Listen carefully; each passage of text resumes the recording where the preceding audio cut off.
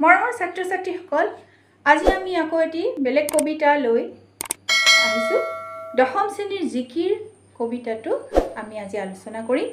এই কবিতাটোৰ এই গীতটি ৰচনা কৰিছে আজান ফকীৰে, যাক আচল নাম আছিল যাৰ হজৰত শ্বাহ মিলন। তেখেত ক'ৰ পৰা আহিছে সেই বিষয়ে কিছু মতানৈক্য দেখা যায়। কিছুমান লোকে কয় তেওঁ আহিছিল আজমিৰৰ পৰা, আৰু কিছুমানে কয় তেওঁ আহিছিল আৰৱ দেশৰ পৰা। কিন্তু তেওঁ আহিছিল আমাৰ আহোম ৰজা স্বৰ্গদেউ গদাধৰ সিংহৰ দিনতে। আহি তেওঁ অসমত থাকি বহু কম সময়ৰ ভিতৰতে অসমীয়া ভাষা সাহিত্য শিকি জিকিৰ আৰু জাৰিসমূহ ৰচনা কৰিছে। এই জিকিৰ আৰু জাৰিসমূহ অসমীয়া সংস্কৃতিৰ এক অমূল্য সম্পদ বুলিয়েই জনা যায়। এই জিকিৰসমূহৰ যিবোৰ সুৰ, সেইবোৰ টোকাৰী গীত, দেহ বিচাৰৰ গীত আৰু লোকগীতৰ সুৰৰ লগত মিল আছে। আজান ফকীৰৰ যি ধৰ্মীয় পন্থা, সেই পন্থাৰ সৈতে মহাপুৰুষ শংকৰদেৱৰ নৱ বৈষ্ণৱ ধৰ্মৰ বহুত মিল দেখা যায়।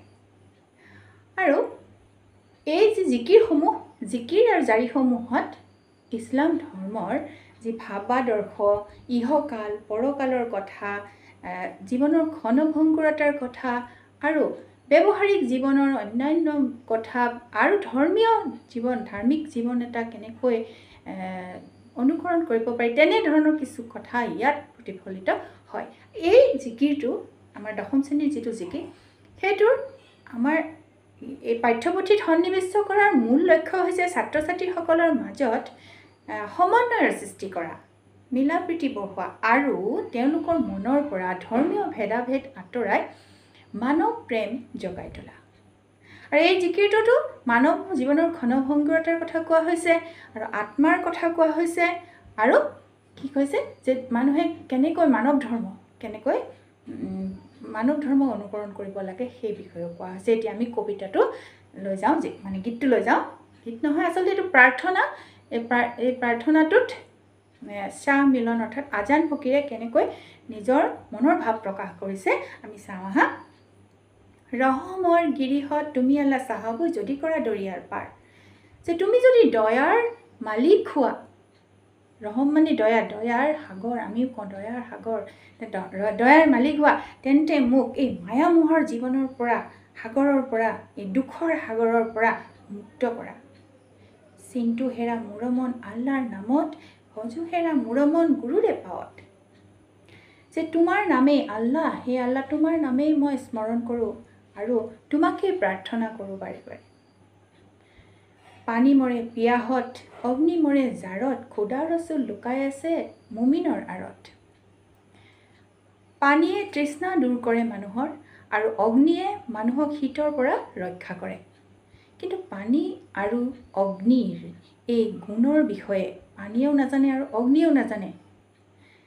ঠিক সেইদৰে খুদা ৰচুল অৰ্থাৎ আল্লাহৰ দূত যে মানুহ অৰ্থাৎ ধাৰ্মিক মানুহ বা মানুহৰ মাজতে অন্তৰতে যে লুকাই আছে, সেই কথাও আমি নাজানো। অন্তৰত লুকাই আছে যিহেতু আমি মানুহৰ প্ৰেম কৰিলেই ঈশ্বৰক পাওঁ, কিন্তু সেই কথা আমি বিচাৰি নকৰোঁ, নাজানোৱেই।